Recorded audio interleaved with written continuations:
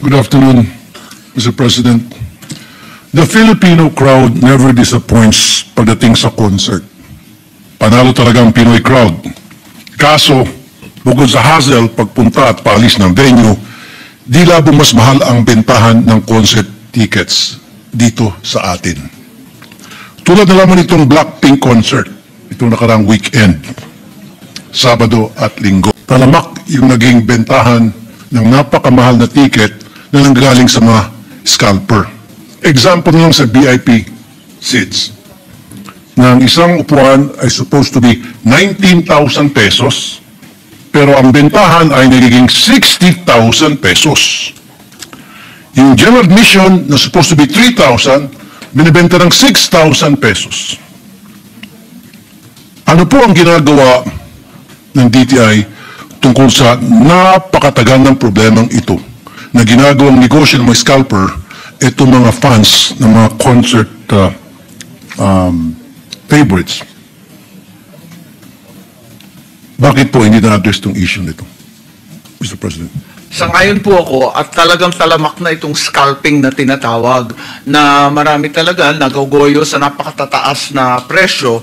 Ang sabi ng DTI, at hindi ako sang-ayon sa paghuhugas kamay, pero ang sabi nila, hindi daw nila magagawa ng paraan kasi customer to customer. Wala daw kinalaman sa business to customer. So they're not protected by the Consumer Act. Palagay ko, kinakailangan imbestigahan ito at gawan ng paraan kasi talamak na nga.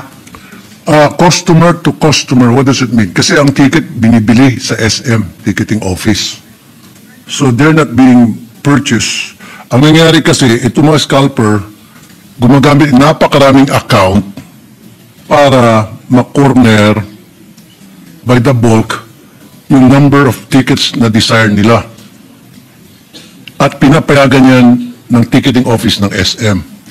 Wala bang way na ginagawa kayo monitoring to ensure na hindi dapat mangyari ito? Halimbawa sa ibang bansa, let's say sa Indonesia, pag ikaw ay pumasok sa concert, bumili ka ng ticket, of course, to credit card, ipapakita mo yung ticket mo, magpapakita ka ng ID, dapat yung ticket mo, nandun yung credit card number mo, at yung ID mo tumutugma. Dahil kapag hindi ka papasukin. In this way, totally ma-eliminate na natin yung mga scalpers. Madam President, Mr. President, and Tama Madam po. Sponsor. Mr. President, that is correct. And the constraint is really in the law itself kung pwede natin amyendahan. Kasi right now, nakalimita siya sa business to consumer. Yung nanggogoyo o nag-overprice o substandard ang binibenta ng mga negosyo at binibenta sa consumer. In this case, whether online or in person, it's one consumer who bought the ticket and someone who's willing to buy it at a much higher price. So ang gusto sana ng DTI, tumihingi sila ng tulong natin na pwedeng palawakin itong consumer rights natin ngayon at isama na itong panggugoyo na consumer to consumer. Okay, what about kung makipag-coordinate ang DTI, Mr. President, Madam Sponsor, sa DICT para matrack down yung mga gumagamit na napakaraming account at bumibili ng by the bulk ng mga concert tickets? Yes, tama po yan. And I'm actually encouraging them na makipag-MOA na nga sa DICT para matrack ito kasi pareho silang binigyan ng responsibilidad ng digital surveillance and tracking. At meron man silang opisina, yung Fair Trade Enforcement Bureau, kung sana makipag-usap sila sa DICT para matigil itong talamak na mga pangyayari. So hanggat hindi tayo gagawa ng legislation ukol dito, Mr. President, Madam Sponsor, happy-happy palagi yung mga scalpers. Naku, hindi po pwede yan. Ang pinipilit ko nga sa kanila na magkaroon na ng MOA with DICT. At together, kahit wala pa yung batas, kaya na nilang i-track ito at gamitin na nila yung e-transactions, yung e-commerce, internet transactions, digital surveillance, lahat yan. Yes. Pwede naman gamitin yung mga batas na yan. Talaga, thank you po, Madam Sponsor, for that answer. So when will this happen? Next decade? Kasi napakatagal mo po nito eh. Matanda na tayo by the next decade, hindi Baka dapat. wala na tayong lahat dito, buhay pa rin mga scalpers. At sasabihin ng DTI, gagawa namin ng paraan. O, With the gawa na permission ninyo of ng Senator paraan, sana. Rafi, with your permission and the sponsor. Yes, Mr. Unfortunately, wala po tayong Anti-Scalping Act. No? There were attempts in the past to legislate, pero wala, nothing has come out of it. Ang applicable lang na law dito yung Consumer Act of the Philippines. Ano? Please correct me if I'm wrong, DTI. Pero yun lang ang pwedeng i-apply. Pero malayo pa rin doon sa anti-scalping law. I think we should file a bill that should deal with the scalpers. Thank you, Mr. President. Yes, definitely. I'll talk to my legis team and draft a bill pertaining to that, the anti-scalping. Maraming salamat, Mr. President, at talaga i-fast track na natin yan, pero habang wala pang batas, tulad nga ng sinabi ni Senator Tulfo, hindi naman tayo makapag-intay, magmuo na muna sila sa lahat ng kinauukulan, katulad ng DICT. Okay, maganda po yan. Magmawa na muna. For the meantime, gawa ng paraan para nang sa gayon, hindi naman naisahan yung mga bumibili ng concert tickets. Okay, now, bakit po dito sa Pilipinas ang mahal ng mga concert tickets? Halimbawa na lang sa Blackpink, yung VIP, yung SRP, na sample lang po ito hindi ako nanood. I'm too old for this. Hindi ako nanood dito. Pero magagaling. They're good, I've heard they're good, they're pretty, they're good dancers and stuff like that. But anyway, let's get to the topic now.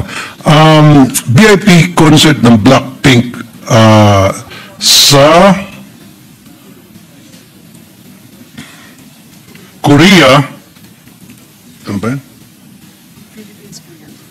Sa Korea ay 11,000 pesos. Iko-convert mo na to sa pera natin. Pero bakit pag sa Pilipinas, 19,500 pesos ang SRP? Even sa ibang mga concerts, ikumpara mo sa ibang bansa, yung bentahan ng ticket nila doon at bentahan ng ticket natin doon, same group, same seating arrangements. Bakit mas mahal sa Pilipinas palagi, Mr. President? Well, na-monitor po ba yan ng ating DTI? Ubod ng mahal talaga, subalit yun nga, ang alam natin kung Koreano, syempre mas mura dun sa bansa nila. Gayun pa man, maaring titignan at imbestigahan rin nila yung mga concert organizers. Baka labis-labis naman ang kinikita, isa yon. Ikalawa, yung mga platform, yung major concert platforms for selling and buying tickets, pwede rin kausapin yung SM Tickets, Ticket World, Ticket Nation, kung bakit lumulobo ng labis-labis ang mga concert tickets. Hindi tuloy nakakapag-enjoy yung mga kabataan na musically inclined at talagang mahilig at may kinabukasan sa musika. Okay, isang example pa. BTS. Anong sabi ng BTS? BTS group. BTS, okay. Korean din. Okay. BTS tickets noong April 2025, sa Indonesia, 14,000 ang halaga ng VIP tickets nila doon para sa BTS. Pero sa Pilipinas, 22,600. Now, itong BTS, I would assume, hindi to Indonesians, ano? Korean. Okay. So, pumunta sila ng Indonesia, naningilang Indonesia, 14,000 lang. Pagdating sa Pilipinas, naningilang Pilipinas, 22,000 para sa VIP tickets. Bakit palagi mas mahal ang Pilipinas? Ama po yun, labis-labis talaga. Baka masyadong kumikita ang mga organizer, yung mga concert corporations, at pati na rin yung ticketing platforms. Kailangan siguro imbestigahan yan kasi hindi dapat tayo naglalayo sa Indonesia. Yung kanina po, yung sinasabi sa Korea, maintindihan pa natin, pero yung Indonesia at Philippines, dapat tabla lang. Dapat. Mr. President, Madam Sponsor. Kaya nga po, meron bang way na yung ating DTI makikialam at siguraduhin na dapat hindi naman pagdating sa Pilipinas, yung magkukonso sa atin na grupo, kung mga grupo na yun, ay mas mahal pa pag sila ay kumanta sa ibang bansa. As a matter of fact, there are people who told me na mas mura pa kung sila ay pupunta sa ibang bansa, magkukonsert yung gusto nilang puntahan na grupo, na masahe na sila, nag-hotel pa sila, mura pa. Mas nakamura pa sila kaysa dito sa manonood dahil napakamahal. Doble-doble, triple ang patong. So I think that's one thing. I know DTI is acknowledging this na tama yung sinasabi ko. It's about time na pagandahin naman natin siguro yung sistema at wag naman tagain yung mga Pilipino Tama sa po. mga concerts. Tagan-taga po, yung hinihingi ng DTI, isa pang amyenda sa batas. Ito yung sa Price Act na sinasabi nila, ang sakop lang nito ay basic necessities katulad ng rice, corn, etc. At saka prime commodities katulad ng arena, canned pork at iba pa. Wala rito yung concert tickets and entertainment. Kaya namumroblema lagi sila, kaya kung maaari, palawakin natin ang sakop ng price control. Oh, example, Coldplay band. Korean pa rin to?